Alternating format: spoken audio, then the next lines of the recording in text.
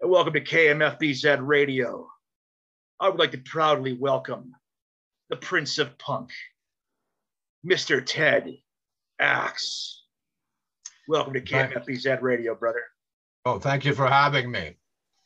It is an absolute pleasure. I have heard a little bit about your biography. I got to get too much into it, but you were in the action. Right. You have you have this song, TV's on the Blink. The hooks are awesome. It's very reminiscent of the Stones. You got to open for the Ramones. Amazing stuff. Not too many people get that privilege. We opened for the Stranglers first, and that was their North American debut. Yeah. At a high school in Ottawa. And then we were playing Toronto quite a bit, and we got word that we got the Ramones tour starting in Flint, Michigan. So 20 dates in the U.S., 20 cities in the U.S., and crazy crowds, obviously, because it was the start of the genre kind of thing in the States, and everybody wanted to see the Ramones. The explosion of like the strongest genre that united metalheads and punks. Yeah. No, thanks to who's behind me over here. Happy Motorhead Day, everybody. Right. So, tell me something, man. What kind of what influences did you have growing up? What kind of music were you listening to? Well, not to date myself too much, but obviously early Stones were a big influence. They had like singles every week, every month, basically. The Beatles would be versus the Stones. So kind of like a new Beatles single and then a new Stones single. And I kind of, because of the edge of the Stones, what they were talking about, I kind of identified with that more. Very cool, man. Like 19th Nervous Breakdown, Ruby Tuesday, Get Off My Cloud. Yes. All those great songs, of course, back then. I was listening to the action recordings earlier on Apple. I'm a big fan of vinyl, and that is definitely one that I wish I had of your stuff. Like there was actual physical copies. Right. Talking about your newest project, your latest, Sex, Horror, and Violence, I enjoyed it. I thought it was awesome.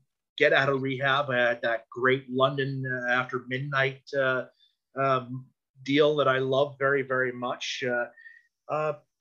You're sounding a lot more like Alice Cooper these days. What was the creative process behind this album? Well, Alice was a major influence to me when I was a kid. And when School's Out came out, I became a big fan. One of my favorite songs is Looney Tunes on that album. And so I blew off high school one day, played hooky, and hitchhiked down to see the Killer tour when it hit town. And I got picked up by the Roadies. And my fans know this story well because I've told it often, but got picked up by the Roadies by chance, and they offered me some Peruvian cocaine. I was only like 16, but I took it, and then we set up. I helped set up the show, and after that, I saw the show from the Sidewash monitor, which is the monitor on the side of the stage, right at the front. Uh-huh. So I was there, kind of just mind blown, and at that point, I realized that I wanted to be on stage and didn't want to be in the audience and wanted to be something like Alice Cooper.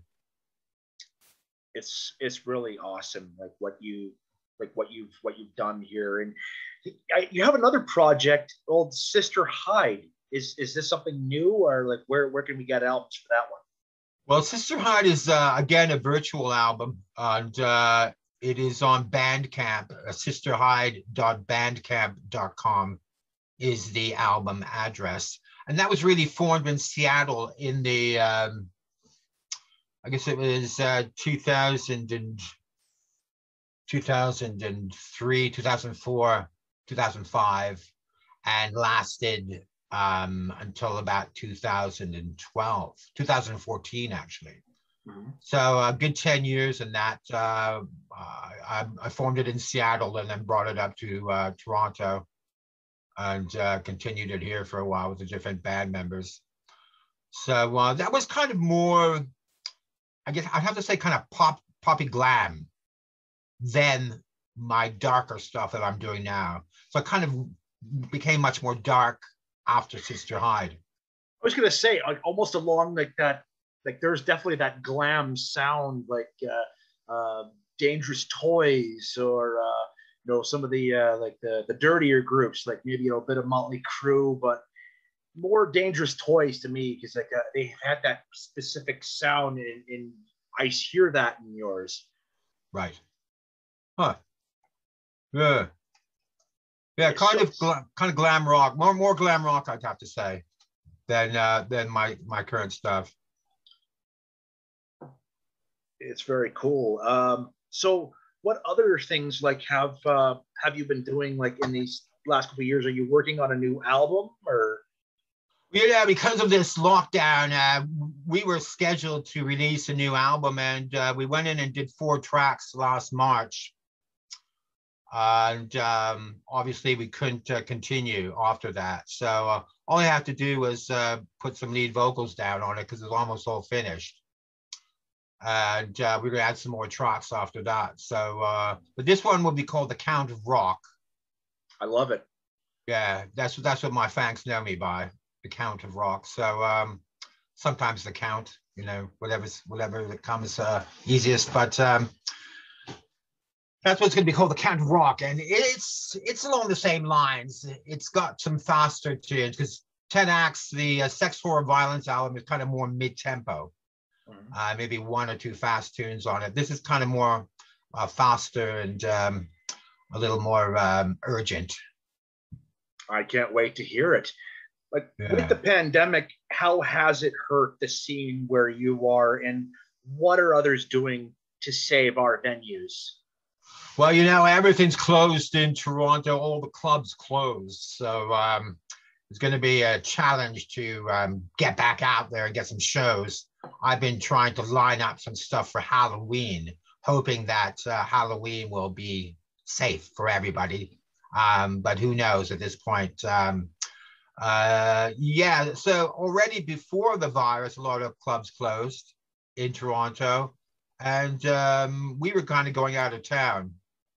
The great thing about Toronto is that it's got about 60 different cities around it, very small cities, and but that offers, you know, a trip, a night trip, and then a trip back. So you could actually do it in a car in one night. And that's what we would start to do. We were playing around, and we also had a strange modus operandi, which was to open for tribute bands. So we got some of the biggest tribute bands in the city, like Kiss, Motley Crue, and Metallica, and what have you. We opened for them, and people were overjoyed to see an original band opening for their favorite tribute band. But these tribute bands got a lot of crowds, and they have a lot of following. So it was great to play for big audiences all last year. Awesome. Well, I really do hope that you know, something is done to keep our venues open.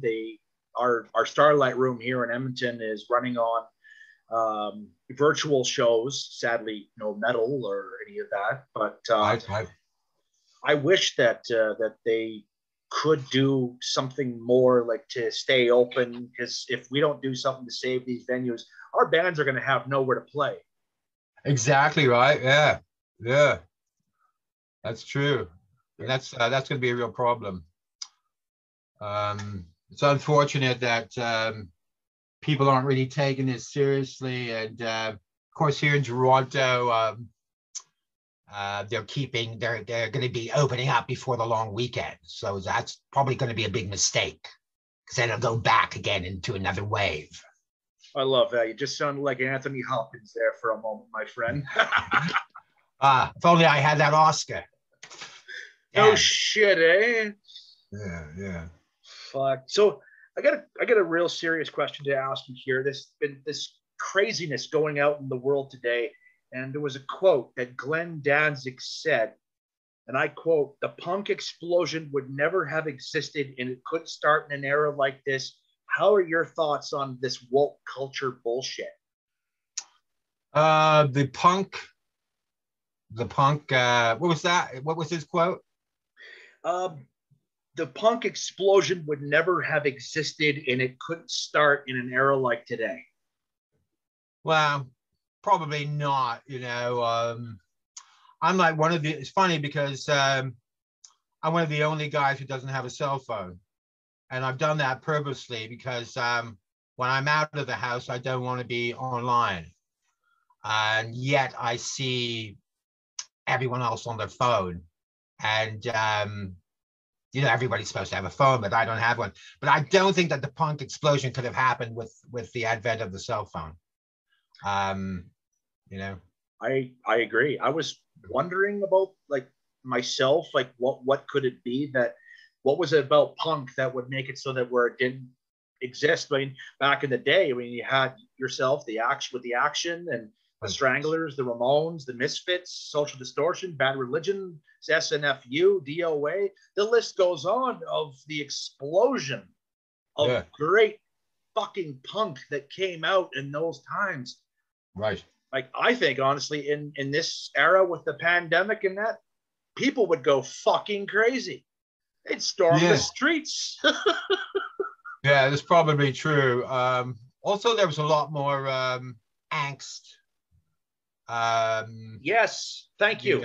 Because it had been really kind of getting boring in the 70s. When I was in England in 76, actually, not to date myself, of course, but in 76, it had just transitioned where suddenly you had the King's Road, which is the big boulevard in London where people would strut their stuff every weekend. And it had just changed from rock stars with long hair and satin clothes and their Afghan dogs and limos to virtually tribes of punks with patchwork colored mohawks and leather jackets. And it's kind of like the visualization of some David Bowie tune from that time. Yeah. David Bowie, may he rest in peace. Yeah, of course, a big influence of mine, David Bowie. And I remember being in Los Angeles. I was at the premiere of Free Jack, which was a Mick Jagger was in that. Free Jack. Yeah, I remember that movie. Emilio Estevez, Anthony Hopkins. Right. Yeah. And I was at the after party, and who should I see sitting in front of me but David Bowie and Mick Jagger and Iman at a table like 5 feet away. And so I was just kind of starstruck. I didn't actually say anything to them, but it kind of regretfully, I wish I had. But it was interesting to see these people in the flesh. And in Los Angeles, that's kind of what happens. You're always seeing people. You don't really want to bother them because, they're having a conversation and you don't want to be that guy to go up, well, can I have an autograph? But can I get a picture, dude? Exactly, right. So it was interesting to see them. Yeah, and of course David Bowie influenced the whole new romantic movement after punk, didn't he? Everybody was wanted to be David Bowie. Yes. Spandau Ballet, and he was a beautiful man. Right. Yeah, quite intelligent man. Yeah. That's awesome. Being able to see them in the flesh like that, like that must have it's like looking at a fucking unicorn, for fuck's sakes. Well, looking at Jagger's eyes, Jagger was kind of staring me down, like basically saying with his eyes, "Don't bother coming over." And Jagger's like a mean sod, so you don't want to really bother him. But Bowie just kind of turned towards Jagger. Of course, they're old mates. A chain smoker he was constantly smoking. He'd put one out and then light another one. David Bowie. So that's an interesting little fact on him. So Ted, I see on your Instagram you're also a bit of an artist. What else do you do when you're not making music? Yeah. Well, I kind of inherited some kind of talent, I guess, from my vampire parents, and didn't really have to work at art. And it was a kind of a choice. What was I going to do? Was I going to pursue music, or was I going to pursue art? And since my parents didn't want me to pursue music at all, I thought I'll do that. But I did get a scholarship in Los Angeles in my art, and I went to school in Mexico and in Spain. So I was lucky to have had the art education, and I'm just lucky enough to be able to do a bunch of creative things. Well, heck, if you're selling anything, I would love to take a look at what you've got. I'm always up for supporting artists and incorporating brand new art into my collection. Oh, great! That'd be great. Yeah, I have a website on Facebook called The Exceptional Art of Ted Axe. Excellent. And that's where a lot of my drawings are. Because what I had been doing before the coronavirus was going to art workshops every week.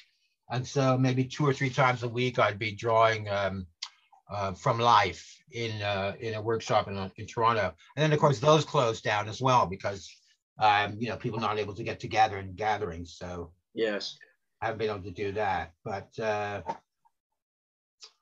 I wish I had bigger space in here for a studio at the moment. So I'm going to be building a studio because I like to do sculpture as well. Beautiful. Yeah. I also see you like to do a lot of green screen stuff too. Yeah. Green screen. I love that. I did it for my kids, so like dressing up and like their favorite superhero costume and setting a whole city behind them. And oh, nice. me and my kids, we did a whole Batman thing, and it was great. It was great. We did all kinds of Star Wars stuff, and I still have my green screen up. I haven't done anything with it in a couple of years. Oh, cool. Yeah. I want to start work on a new video. I have a song called My Own Worst Nightmare. And aren't we all our own worst nightmares? So I want to start do a video on that. And that's going to be kind of more surreal, I think. So go ahead. So if you could tour or play a show with any lineup, who would it be today, man? Yeah, that's a good question. Wow. I don't really know. I haven't really thought about that one. I'd have to say... living or dead, doesn't matter. Well, there you go. I suppose it'd have to be David Bowie. Oh, yeah, man. Yeah, that'd be a good match. Yeah, absolutely. Yeah, that'd be beautiful. Uh-huh.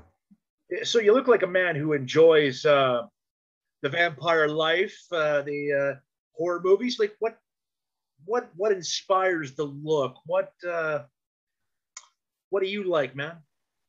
Well, yeah, I was always inspired by Dr. Jekyll and Mr. Hyde. So I love that old 1930s classic, man. That's a great one. Again, it's very symbolic of the human psyche, where we all have an evil side and a good side. And of course, on social media, one only sees the good side of people. And I think that's why people respond to my poetry, because it's not always nice. And in either are the songs kind of paint society as not such a great place. So life is not nice. Right. Everyone else is expected to live in this sugar-coated topping. Well, there's a world beneath it. Absolutely. Yeah. And then, of course, the old vampire movies. My mother used to scare me. My mother was from Hungary on the Romanian border, and she used to scare me. And I didn't really know if she was telling the truth, but she used to say Lady Bathory was my great-great-great aunt. Of course, Lady Bathory was a renowned serial killer, having done in a couple thousand women, handmaidens. So she bathed in their blood to keep her young. And, stories for your children. Yeah, right. It being Mother's Day, it's very fitting that I should be talking about it because... Yes. Happy Mother's Day indeed to all the moms out there. Right. Happy Vampire Mother's Day. So And of course, all those movies like the Count Yorga films, which was starred Robert Quarry, which was really kind of one of the best vampires, but totally unknown. And then the Chris Lee movies, The Horror of Dracula, The Brides of Dracula. Blood of Dracula, Scars. Yeah, I think people respond to the vampire myth because it's quite a powerful myth. You know, first of all, vampires never die. They're kind of immortal. So, well, they are immortal, aren't they? So, you know, they say only a vampire can love you forever. That's right. Yeah. That's the truth, man. Yeah. I mean, you know, while everybody else is kind of mining the Instagram territory, getting discovered as new artists, I'm somehow built up kind of a little empire on Facebook. Beautiful. With my fangs groups. One is called the Ted Axe Fangs group. I love it. My fans are fangs, of course. I love it. That gives the whole Count of Rock, the fangs, lots of bats and little batty things flying around and hearts, black hearts. And then I have a Ted Axe Band fan club as well. So that's pretty much all female. So it's the kind of the return of the rock fantasy, you know, that whole idea is kind of gone now, you know. I'll make sure to tell my wife about it. There you go. Everybody's got short hair now, and it's almost bringing back some of the 80s stuff with guys with long hair and makeup. Lost Boys. Yeah, you know, all that kind of stuff, yeah. I was in Los Angeles during that time, and it's interesting because in LA, I just missed the Hollywood Sunset Strip. Got there in 1990. And then I moved to Seattle, and I just missed the grunge era as well, because I got there about 2001. So I kind of got the last bits of those movements, and it's all influenced me. And I think that's shown up in the album. Because it's still got that chunky rock and roll thing, almost like an AC/DC feel in some of the songs, but it's got that really, really dark, dark lyric. Yeah. So I suppose it's not really a party music, but you know, a lot of people take it different ways. So to me, it's all party music. I don't drink anymore, but I do love to smoke a good joint. Right. There you go.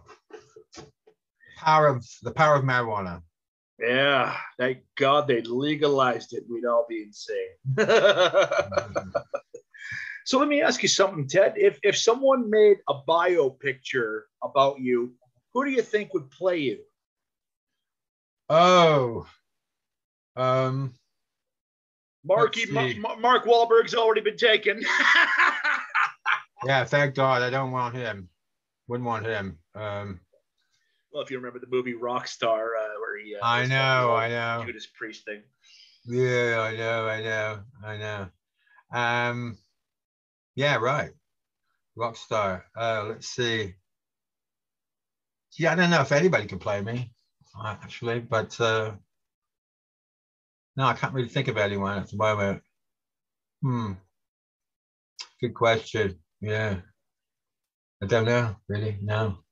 So I don't know. I don't know too many young actors, and of course, you'd have to be young. You never know who's out there these days. There's always somebody new popping up all the time, man. That's true. Yeah. Thinking of the classic actors, I don't really know. I can't really think of someone who would play me. And but it would be an interesting movie for sure. It'd be different locations because I've moved around quite a bit. Got out of Canada. That's one of the major things, you know. If you're living in Canada, it's always like a miracle to get out for a while. Last year, I was happy to get to go to BC with my family just to see the mountains. In Edmonton, all it is just city and nothing but crap everywhere. Right. To Vancouver? Yeah. I lived in Vancouver for a year. Saw Black Sabbath there in 2013, bro. Oh, wow. That must have been a great show. Oh, it was amazing. I kind of laughed at why did they have Andrew WK as the opening act, but he was a DJ. Oh, really? Yeah. Yeah. He didn't sing anything, or he was just sitting there playing music like some DJ. Like, okay, well, you know, I would have expected maybe somebody like I don't know, Trouble or Black Label Society, or maybe somebody classic to open for Sabbath, for fuck's sakes. Right. Wow. So how was Ozzy? I've seen Ozzy before as well. Ozzy is an amazing guy. Actually, it's funny. His one of his songs, "Here for You," is actually me and my wife's wedding song. We love Ozzy. We've seen him at least 15 times. Oh, wow. I'm proud to say that my last time seeing Ozzy, and I kind of don't want to taint it, is Black Sabbath. I'm good. Right. I don't ever have to see him again. Yeah. I saw Sabbath at the strangest lineup for any show I've seen in the 70s in Ottawa at the arena there. It was Sly and the Family Stone opening, then Black Sabbath, and then Chuck Berry. Holy shit. Bizarre lineup. That is freaking bizarre, buddy. Yeah, absolutely. Wow. So what else is on the horizon for you? Like, we got a few projects happening. What's going into 2022? Well, it'll be 10 acts, and we're bound to have some new videos soon. But of course, we all have to, get over the whole thing first. Yeah. And see how it goes. It's been really hard not being on stage for the past year, because you kind of get used to it. It becomes your thing. You start to perfect it. And I just got to the point where I kind of perfected it, to the point where I was happy with what I was doing. And then that hit. So I've been keeping in touch with my band, saying, "Are you guys vaccinated yet?" Checking in with them, because I probably won't be going out until everybody's vaccinated in my band. And I don't know how it's going to work. Like, what do? You get a passport or something, or, and then of course the thing is about crowds. How's that going to work? Because singing is like a big sprayer. You're not going to wear a mask. Right. You can't wear a mask. Are they going to make people have passports of vaccinations, like, just in order to get in? Yeah. And how are people supposed to drink a beer or anything if they got to wear a mask? Yeah, of course. The worrisome thing is this: the thing where travelers are faking their test results. And there was just a guy who flew to Argentina with a fake test result, and there was 200 people on the plane, and now they are all at risk. Shit. So there's that kind of thing happening too. It's like he didn't really give a fuck about anyone else, just for him to get back to Argentina, and then may have infected 200 people. So there's that thing too. Like, what about these fake passports and fake test results? And yeah, what do you do? Well, certainly I don't want to end on a shitty note talking about the pandemic. Oh, I know. All these interviews would go down in history like, nobody wants to hear about the pandemic. There'll be a lot of art about the pandemic, and nobody will want to see that anyway, because they'll all be tired. They'll be tired of hearing about it and seeing shit about it. Yeah. But we want to keep on rocking. Again, we seem to have hit on something, and I feel like I'm a bit of a contender. The only problem is these days is it really about music to get signed? Because everybody wants a nice record contract. Yeah. Or is it about our Instagram followers? Can some kid who has 100,000 Instagram followers get signed because the company will go, well, there's a lot of people that might buy that album? Or is it about the money? Or is it about the money? Yeah. Is it about the music, or is it about the money, or is it about Instagram, or what? So there's that kind of thing. I feel like I'm a contender. I feel like my album is perhaps more important than even I think it is, because it's just one of those, albums. And sex, horror, violence says it all. When can we expect the release date for Count of Rock? Well, that's a good question. I was wondering that myself, because we have to wait to go back in the studio until there's only going to be a few people in there, but right. The engineer, the producer, the studio owner, are these guys going to be safe to be around? So I'm hoping everything's going to open up for Halloween. So as I said, in that October, maybe, after the summer. Well, let's hope so, Ted. We miss you on stage. It's been an absolute pleasure having you here on Kmfbz Radio here today, man. Keep the horns high, brother. Hey, thanks very much for having me, and great questions. Thanks a lot, brother. If you enjoyed today's interview, like, share, and subscribe.